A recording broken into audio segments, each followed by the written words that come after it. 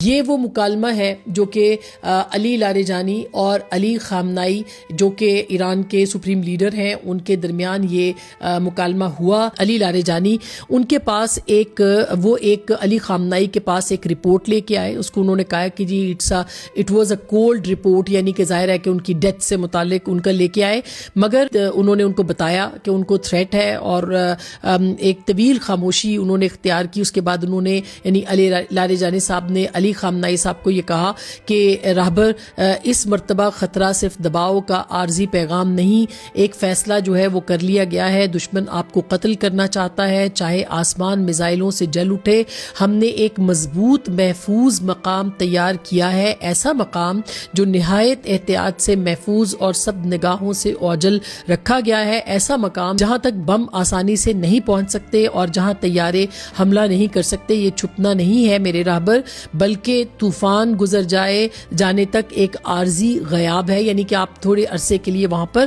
غائب رہ سکتے ہیں، چھپ سکتے ہیں۔ راہبر نے یعنی علی خامنائی نے ایک لمحہ خاموشی اختیار کی، پھر آہستہ سے کھڑے ہو گئے، گویا تاریخ خود ان کے ساتھ کھڑی ہوئی اور وہ قریب آئے اور سکون سے پوچھا، جب تم میرے پاس آئے تو تم نے کس جواب کی تم توقع رکھتے تھے؟ لاریجانی نے کچھ توقف کیا اور اس کے بعد انہوں نے جواب دیا، مجھے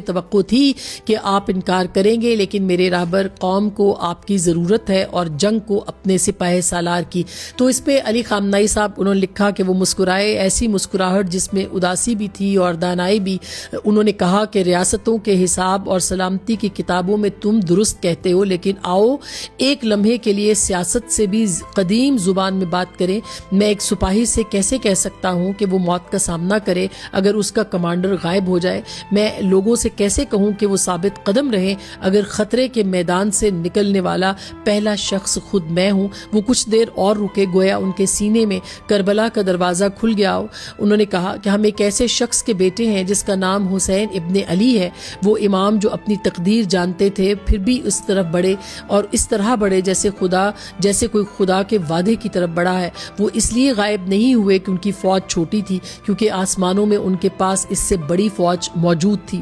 لاریجانی نے جواب دیا، لیکن میرے راہبر تاریخ ایک صفحہ نہیں، ہمارے پاس ایک غائب امام ہے جن کی غیبت نے ہمیں سکھایا ہے کہ کبھی کبھی غائب ہونا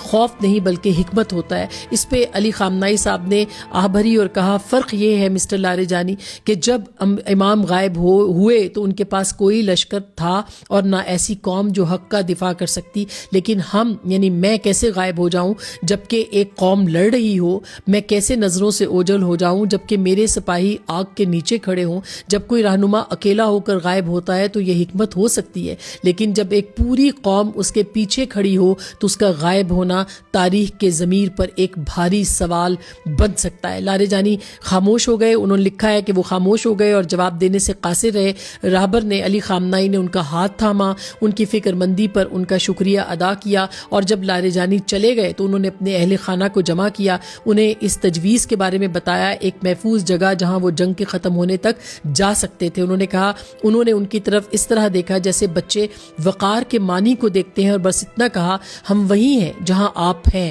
اور یوں وہ شخص وہی ٹھہرا رہا، اس لیے نہیں کہ وہ خطرے سے ناواقف تھا بلکہ اس لیے کہ وہ ایک گہری حقیقت کو جانتا تھا۔ کچھ رہنما موت سے بچنے کے لیے غائب ہو جاتے ہیں تو ممکن ہے کہ وہ اپنی قوم کی یادداشت سے بھی غائب ہو جائے۔